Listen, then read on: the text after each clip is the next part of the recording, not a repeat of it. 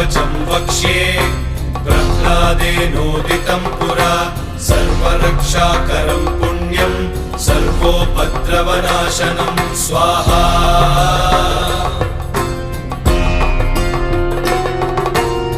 सर्वसम्पत्करं चैव स्वर्गमोक्षप्रदायकं ध्यात्वा नृसिंहं देवेशं हेमसिंहासनस्थितं स्वाहा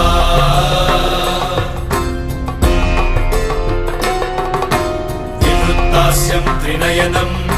शरदिन्दुसमप्रभं लक्ष्म्यालिङ्गितवामाङ्गं विभूतिभिरुपाश्रितं स्वाहा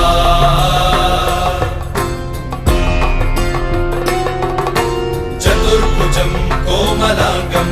स्वर्णकुण्डलशोभितं